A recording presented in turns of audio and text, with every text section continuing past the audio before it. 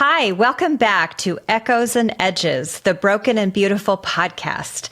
The Broken and Beautiful is a collective of healers on the hunt for beauty, meaning, and transformation. Hi, I'm Patria, your host for Echoes and Edges and the owner of The Broken and Beautiful.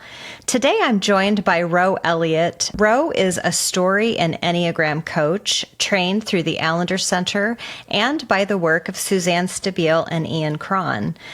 We are also fortunate enough to have her as part of the Broken and Beautiful online remote collective. If you're not familiar with the remote collective part of our offerings here, please go take a look at thebrokenandbeautiful.com, click on our team, and click on remote collective.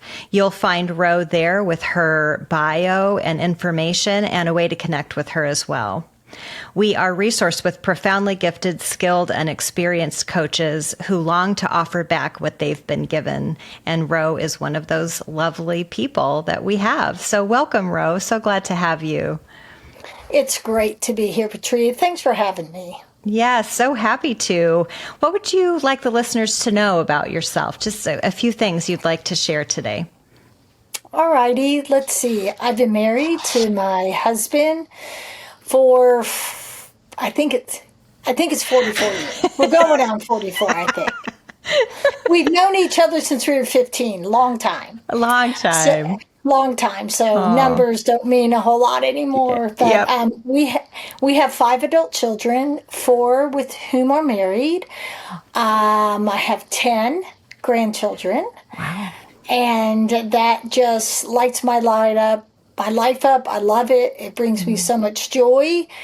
But in the process of rediscovering who I was late in life, I landed on, like you said, going to the Allender Center and getting trained in story work.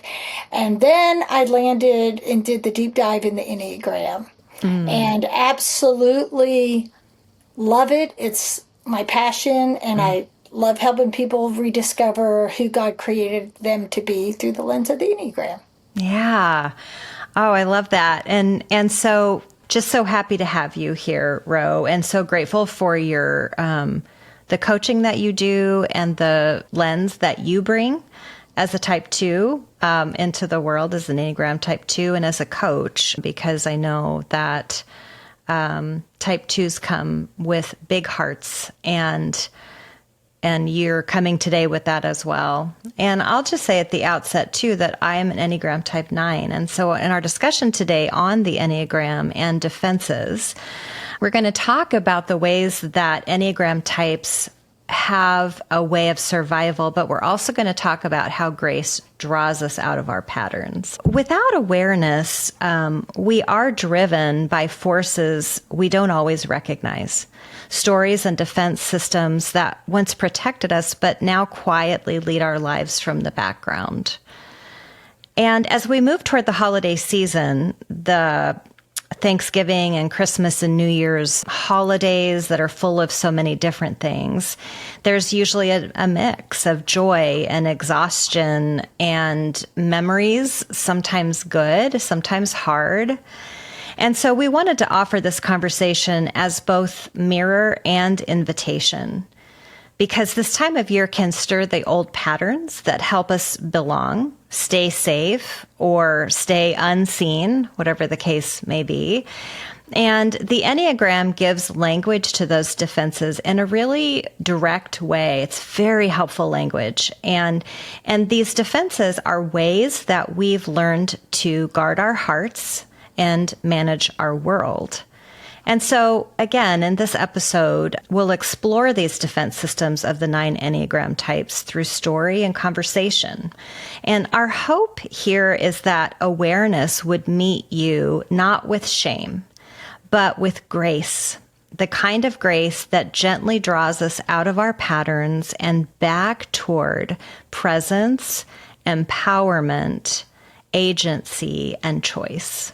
When we can name our defenses with kindness, we begin to loosen their hold. We stop being driven by them and more start walking with them as companions that once kept us alive, but no longer need to lead or be in the driver's seat as much. So one of the things that we see so consistently in our work is that every type does have a defense system that has made perfect sense, right, in our survivals. And these defenses were brilliant when we were young, but when they run the show in adulthood, they do tend to limit us. So, Ro, I know you've worked a lot with people in Enneagram coaching through story, meaning helping to uncover the ways that these defense patterns have played out through the themes of their life, through the relationships in their life. When you think about the Enneagram through the lens of defense systems, just what stands out to you first, just as an overview? I think they are so particular to each person, to each type. My defense mechanism is very different than yours. Even though 2s and 9s can look pretty similar, what we're defending is very, very different. And if we think about what we're defending, it's actually the core longings in our hearts that maybe needed protection, maybe needed some just effort to guard when we were young, and they worked for us. But as we age, these defense mechanisms actually start working against us. And they are so habitual that we're kind of on autopilot. It's almost like breathing. Yeah. It's not something we think about. It is automatic. It's we act and react. We're just very reactionary until we wake up and, like you said, can name, because you can't change what you don't name. But once you name them, you start having a chance to not live out of that defense mechanism. Yeah, that's so clear, the way that you said that. And where do you notice these defenses becoming strongest in people, like through the holidays or through family relationships? Like, how does this show up? Just give us some examples. A lot of people, especially if you're in your 30s, 40s, and you go home to the family of origin, and all of a sudden you feel like a child again. You're an adult, but you're having very quote unquote childlike reactions. And it can be siblings, it can be parental, it can be cousins, it could be situational. But I think a lot of times until we wake up to these and we do work, it's almost like, the cows when they're taken to the barn and everybody gets in their same stall, they know where to go. That's kind of what happens, I think, sometimes in families until at least somebody starts doing some work. So I think it's very familiar relationships that I think can bring out that defense mechanism faster because it's very comfortable. It's what you've been doing most of your life. So true. And I think about holidays in particular, I would just add that oftentimes there's an actual table that we sit at for the holidays, which may or may not be used any other time during the year, and the table brings us face to face. It brings us sometimes for hard, sometimes for good, but it just brings up those automatic patterns. I love that imagery of the cows going into their individual stalls. Like if anybody's ever been to a dairy farm, and there's lots of dairy farms in Nebraska, they're going to immediately know what that imagery is. And so just as we begin to navigate grace and the opening sort of away from the tightness of those automatic patterns, what does it look like when someone begins to walk alongside their defense rather than be led by it? This work isn't about shame. It's not about putting something away, cutting something off. It's an invitation to bring it into the light, into wholeness. So now we can protect, and if we need to, but it's in a healthy way. It's not reactionary. What the work does is give us moments where we have breath, where we have I think we'll talk about this later, even like a mantra that you can say to keep you from just being in a situation and reacting. But it takes some time because it's so automatic and you can't get discouraged. You don't want to shame yourself and go, oh, I can't do this. I'll never be able to. Because it's like cutting off oxygen sometimes, and it just feels very unnatural. I can remember that feeling myself. Was like, how do I not breathe? This is like breathing to me. But with work and with patience and with kindness, with a lot of grace to yourself, you will walk out of those defense mechanisms into a healthier space. Yeah. And I would add with support.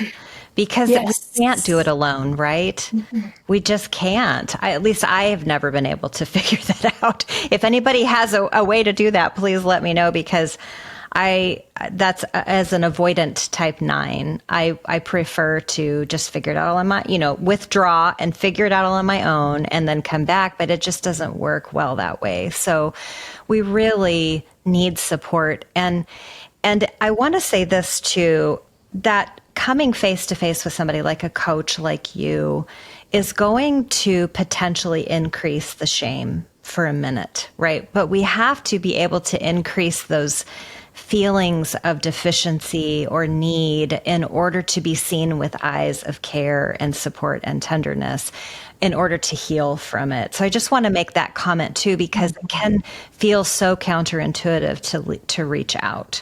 But these patterns are they're baked in. I think of them as baked in. And so we have to get into a little bit of hot, shame, that feeling of hot, to loosen them up a little bit. We have to have some re-experiencing and safety there. So let's dive into the 9 types. I think that's a really great intro. But before we do, would you add anything, Ro, to any of that? I think the compassionate witness is what you're talking about. Yes. So we sometimes lose sight of the progress we do make. All we see is what we're not doing well. And what I love being as a coach is being able to remind them, no, look at last time in this situation. Look how you reacted. Look what it did to you. Mm-hmm. You are in such a healthier place because we have soul amnesia. And that's what the compassionate witness is for. It's not just to dig at you, but it's also to encourage you to keep going on the path. Mm. I don't know if I've ever heard anybody say that before, soul amnesia. It makes good sense then of why we need so much reminder to remember. We don't naturally remember. And that makes me think too about one more thing. I just wanted to underscore that you talked about, which is the breath or the pause and the work that it takes to get a single pause for us is huge. It's brave. It takes resources. It takes courage. It takes all kinds of things. And so I just want to be sure to underscore that, because that's really what we're talking about here. We're not talking about big, huge, massive shifts or, canceling people that you need in your life. Ultimately, many times, family is the first and the last people that we'll ever see in this life. And so this is just talking about ways to do it differently, that where we feel more internally supported, more secure in ourselves, more connected to God and ourselves and others as well. Before we move forward, Ro, would you add anything about what it looks like when awareness meets the body a little bit more? How do we experience that? What's that like for you? I do think my body was talking to me well before I realized it was signaling things to me. And we just, well, that's silly. I shouldn't be feeling that. Or we just dismiss it or ignore it. Yep. But our bodies are really our gift. And our bodies know before our mind can process it. And if we just can pay attention, sitting around the table, all of a sudden, you feel it in your chest, or, your jaw gets locked, or your stomach. again, you don't have to go, oh, I need to go process this. Let me, just go, just make a mental note of it. Beautiful. And I think, again, a lot of this beginning work is done after the fact, not in real time. That's right. To begin with. And so, like Patria said, get with somebody who can help. Okay, this was going on, and then all of a sudden I felt it in my stomach, and somebody's going to be able to ask you good questions, and you're going to start to be able to unpack it. Because eventually, where we want to move is to be able to have breath, to have that pause, to feel it, but not react, not have whatever behavior or words or whatever that is come out as a reaction to something. And that's where I think at some point mantras can really be good. There's a mantra like we can have for every number. And I'll just throw this out there, Patria, maybe something we can put in the show notes. Love it's it. just a mantra that we can have for every number to just speak to yourself, to give yourself a chance to just not, again, I've said this about myself, I just heard and reacted, heard and did, heard and did, heard and did. And I didn't bring up thinking, which is my repressed center. But now I know to ask myself, is this mine to do? And have they asked me? So back to that story when I'm scrubbing the pan and going, oh, this isn't going well. I had enough work behind me to go, is this mine to do? And have they asked me? No and no. Okay. And it probably helped that that pot was really. I was going to say, I bet that was the cleanest pot of all time. It was so clean. So I was doing my head, my heart, and my body all together. So good. to keep me in the right space and then to pray. So good. I think that mantra has saved me numbers of times. Now, have I plowed past not even thinking about it at times? Yes. It's not about perfection. We're not going to hit perfection. But if we can sometimes catch it mid, and then eventually we'll get all the way through. It's hindsight is 2020. Then we start hearing it about mid, and then we'll have moments where we got all the way through. And that's when you need the other person, your compassionate witness, to go, look where you've come. Look how far you've come. And it's not because we hold perfection over ourselves most of the time. Totally. We're looking at what we're not doing, what we're not getting right. And you don't have to be a one to do that. I just think it's human nature. And we forget, like I said, soul amnesia. We need to have somebody help us remember where we have been and where we're going. Yeah. And I think it's a response to disappointment, too. It's right. We get disappointed that things aren't the way that we would need them to be or want them to be. And so we forget, we get it into our loops again, and my mantra, I have probably many mantras, but we will absolutely put mantras in the show notes for each number. We'll give you at least one mantra option. Play with them. By type, as a type 9, I would say my mantra is going into this holiday season, I do matter at least to myself. I matter to myself.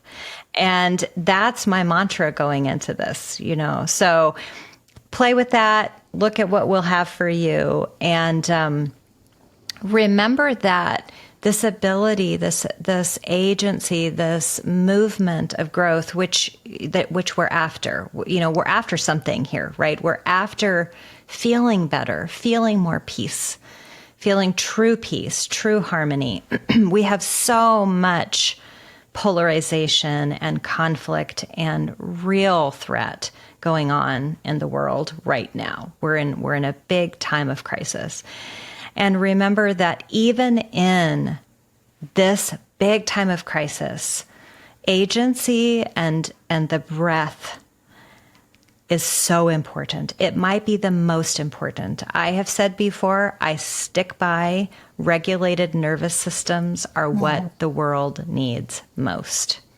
And we cannot regulate without a breath, and we cannot get the breath without awareness. And so this is all about growing awareness, recognizing moments, coming back to moments, getting support when we need it. And remember that beneath every defense is human desire. And you said this at the beginning, and I think it's a good way to kind of close up this part of the conversation. Then I'm going to do a closing reflection and a grounding practice. But again, you mentioned this earlier, Ro, but when you work with clients, there's a longing that's driving, right? Give us some words, or pretend you're coaching me right here. And I'll take it. I'll take coaching anytime, especially from you and people like you who've really done the work. What are some words that you use to help recognize the longing beneath the defense strategy that might be in play? If we can name it, and a lot of people don't even know what their longing is. They don't even, that's a huge, it's what helps coaches type is the core fear and core longing. That's it. Because we all do the same thing. Right. But we're not motivated by the same things. Yes. And what I think our defense mechanisms have done for us, they've helped us settle for the counterfeit. And so for type 9, the counterfeit is not having conflict. But the gift and the truest longing, and I like to even use the word, is shalom. Talk about that. What does shalom mean? Shalom to me is the peace that goes into every cell, every core of your body. That you're at rest and at peace with who you are, apart from anybody and anything that's going. That your shalom resides within you. And I think we settle for counterfeits of that.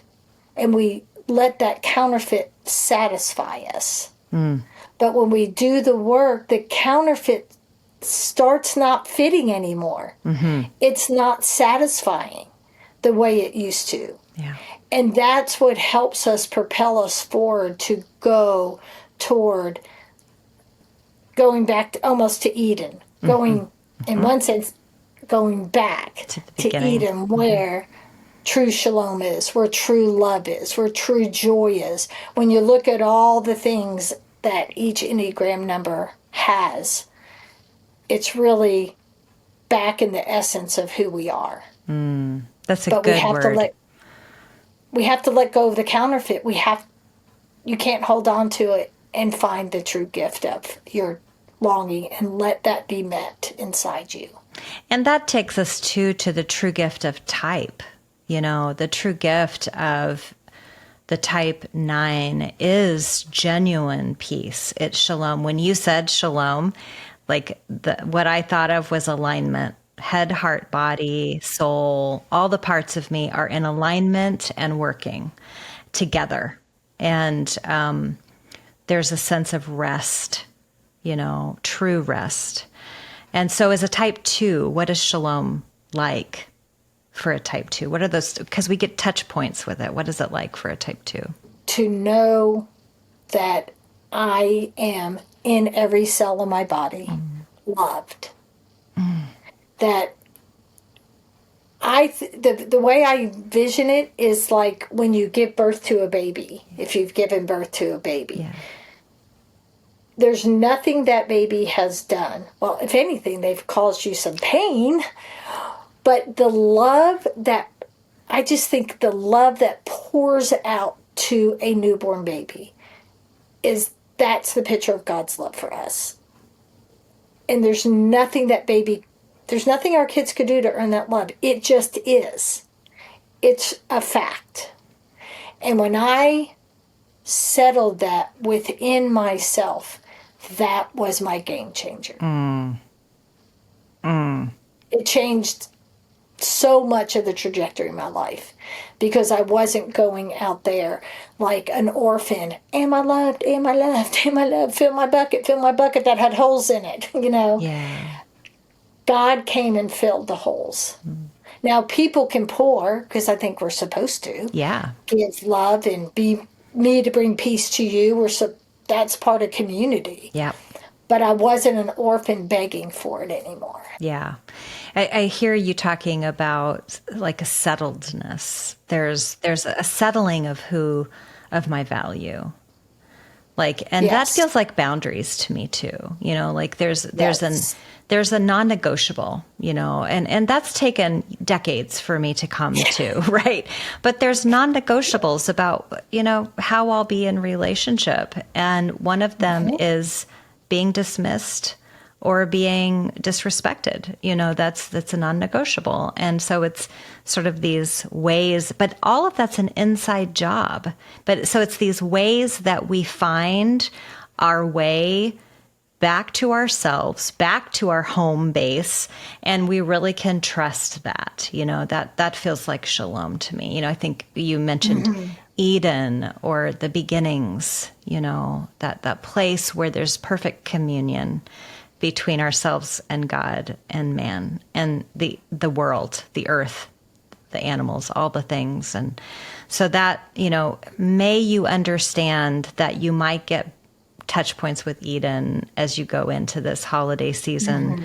But there is no demand on you to get that. Remember, it's all about unfolding instead of, Ro, you said this, in a different recording. It's all about that unfolding rather than, how did you say that? Rather than a point that we're aiming for. It's all about letting Yes. things unfold.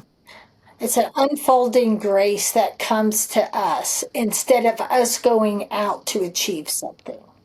It's this grabbing or this and trusting the process, trusting that God wants us free. He's not upset with us. It's not something that's angry. It's like if we look at our children, we want them to live happy and free and not bound by lies that they believe or limits that they have known. And we're children and we just want to be free. We want to run free. And so that's grace. So in closing, I just want to remind listeners that our defenses really are not the enemy. They are the parts of us that tried to keep love within reach. When we allow this unfolding of grace to meet them, then transformation begins. And as you step into this season, whether surrounded by family or sitting quietly in the ache of absence, may you sense the kindness of awareness rising in you. May you notice when your type's defense begins to steer and choose to pause instead, breathe, and listen for the invitation of grace. So if you'll just take a moment as we end, I invite you to put your feet on the ground and feel yourself, whether you're driving or seated in a chair at your office or whatever the case may be. Maybe you're walking, you're listening to this on your AirPods while you're walking, but whatever the case may be, just try to inhale slowly, either through your nose or your mouth, whatever feels good to you, and just feel your chest lift with that. And then exhale slowly, letting your shoulders fall. And just come back to your feet on the ground and remember that God holds you. The earth holds you. Even when you don't feel steady, it's here. Even when we don't remember, we are being held. Even when we don't remember, we are being held. Notice one part of you that's bracing or tense. and notice one part that feels at ease. It might just be your little finger or the tip of your nose, but some part of you is at ease. And let them both be here.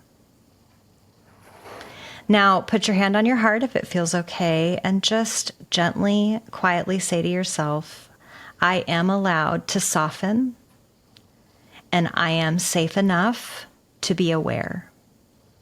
Grace does not rush us, it draws us. And as we move into these holidays, may you be guided less by defense and more by the quiet strength of awareness. Ro, thank you so much for joining us today. What a gift. It was an honor to be here. It really was. Yeah, I've enjoyed this conversation, and I'm looking forward to doing more with you around the Enneagram. Sounds great. So, yeah. I'd love it.